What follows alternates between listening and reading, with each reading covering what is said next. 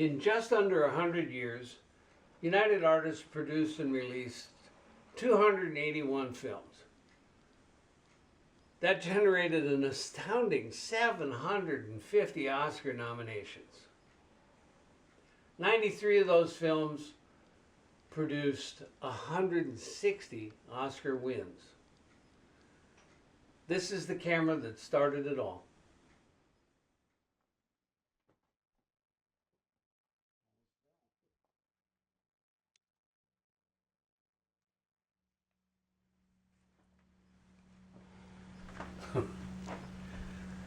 This is Mitchell camera serial number 5. It's not just a camera, it's an artifact. The owners of this camera were Mary Pickford, Douglas Fairbanks, Charlie Chaplin, D.W. Griffith, and United Artists Studios.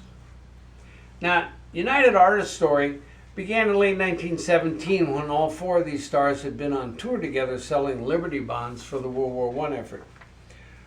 While on tour, they would talk in the evenings and they lamented on how each one of their studios had control over what scripts they would do and how much money they got paid. They reasoned that they'd be better off with each having their own production company. Then one evening, they discussed forming a company together, and the idea for United Artists was formed. Each one of these 4 stars had a 20% stake in UA, with the other 20% going to their lawyer, William McAdoo. At the same time they were forming UA, Mitchell Camera Company was starting up in West Hollywood, just down the street. In fact, Mitchell Camera Company's first patent was granted while the 4 stars were having meetings about starting UA. These are 4 of the most famous people in motion picture history. Through UA, they collectively purchased the newest and most modern camera. This camera is the only camera in the world that was owned by and worked with all 4 of these early pioneers. It seems that the 4 partners at UA understood the future of professional motion picture cameras really well. So they got nearly to the head of the line, and on April 8th of 1922, bought the 5th camera. Mitchell camera number 5 is that camera. This was the very first camera United Artists bought. This camera is the Genesis camera for United Artists Corporation. It started it all.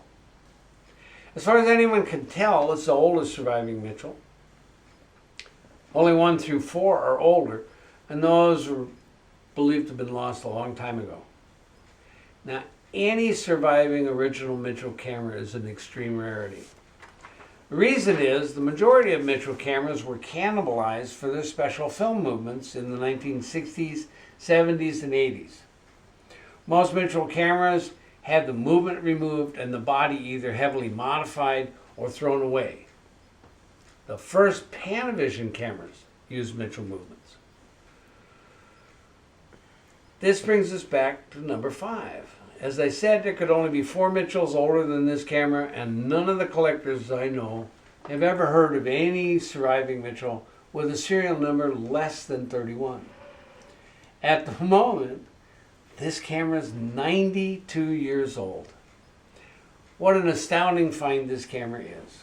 There's so very few cameras with any historical provenance still in existence. Almost all have been lost. In 2014, number 5 was adjusted and lubricated by one of the last surviving Mitchell camera technicians, and it will shoot today.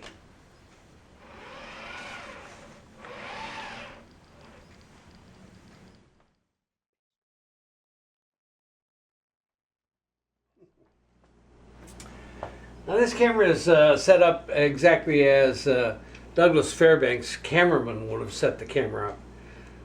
Fairbanks' action movies were so full of energy and fast-moving stunts that you couldn't follow him with a normal gearhead. So you had to use an Akeley gyro, tripod, and gearhead.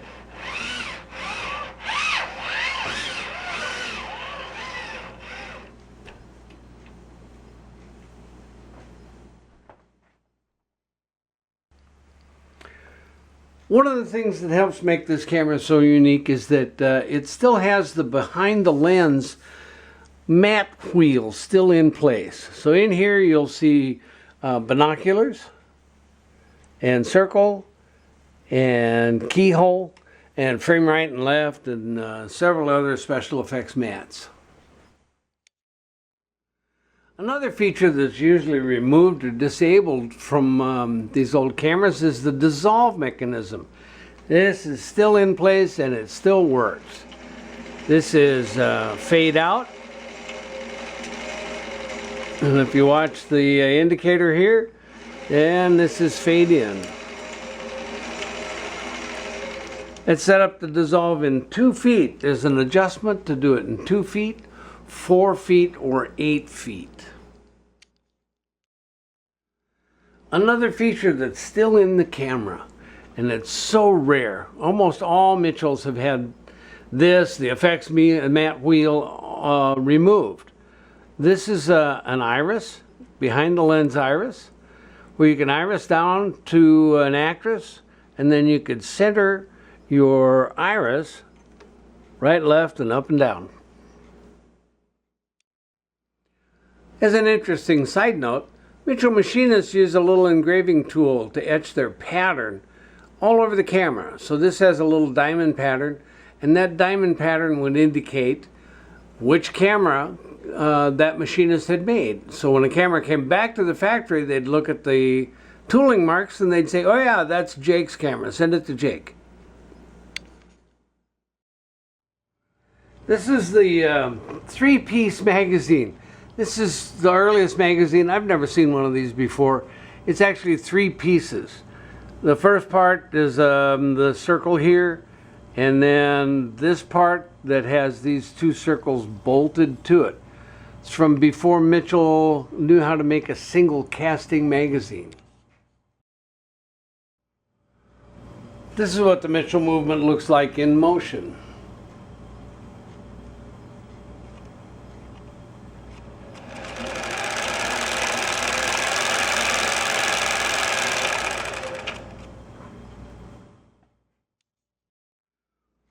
One of the great innovations that Mitchell Camera did was to make a rack-over camera.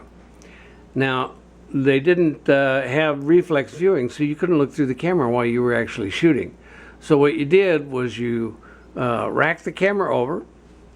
That took the camera body and film out from behind the lens, put the eyepiece behind the lens so you could get critical focus and framing. And then when you rack back over, you use the side finder to follow action.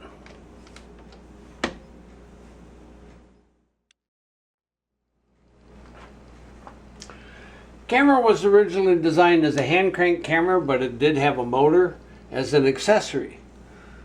I'm going to pull the motor off and show you what the camera looks like while it's cranking.